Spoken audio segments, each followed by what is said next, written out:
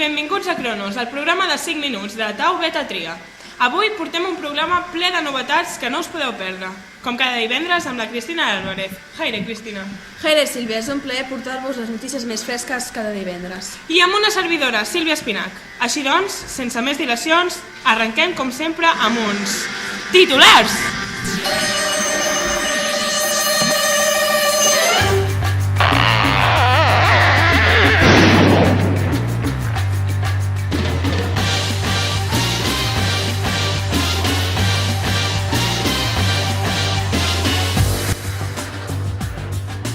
Comencem, doncs, repassant els titulars més destacats de la setmana. L'oracle de Delfos anuncia que en un futur els déus seran substituïts.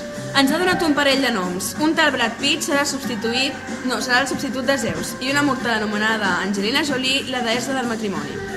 Es veu que aquests personatges, juntament amb molts altres més, traslladaran el nostre món sagrat, el món Olimp, més enllà dels mars, a un indret anomenat Hollywood. La notícia ha causat commoció al poble. Tot i així, l'oracle és sagrat i mai s'equivoca.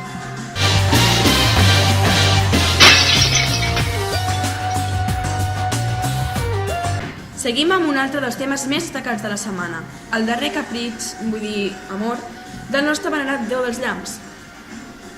Un dels nostres millors reporters, l'Alexandros, s'ha desplaçat fins a l'illa de Rodes per entrevistar Hera, la muller enganyada. De moment no disposem d'imatges. Suposem que de nou les nostres entrevistes han provocat la còlera a la DEA. Esperem notícies del nostre reporter ben aviat.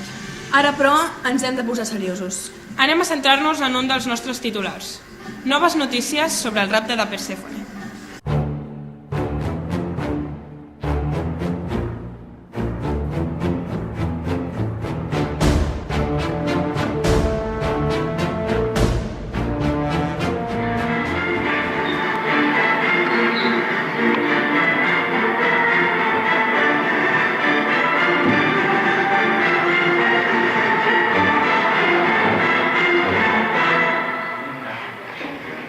Bé, com tots sabeu, fa uns 9 dies, Hades va raptar la deessa Persèfone, filla de Demeter i Zeus, nascuda amb el nom de Core.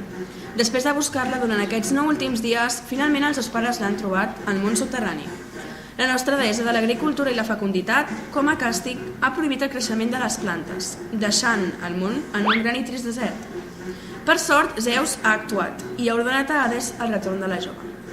Malgrat tot això, l'alliberament total de Persèfone no s'ha pogut dur a terme, ja que durant aquests últims dies ha menjat 6 grans de magrana, fruit de l'inframón. Com ja sabeu, menjar aliments del submón porta un càstig. No deixa retornar aquell que ho ha fet.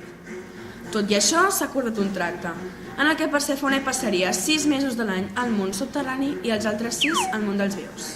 Seguidament, obrim la nostra secció mensual. Moda divina.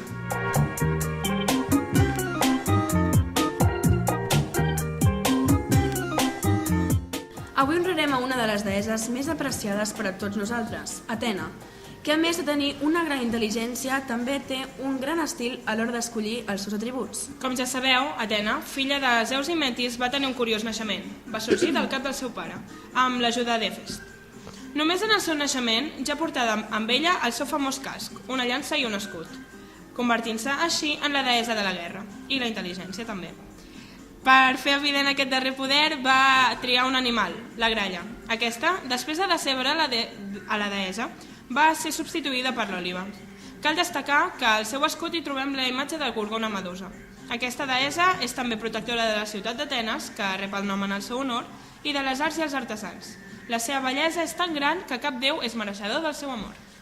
I fins aquí el programa més actual de la cadena. Esperem trobar-vos la setmana vinent a la mateixa hora i al mateix lloc de sempre. Com sempre, Cristina Álvarez i Sílvia Espinac. No ens falleu.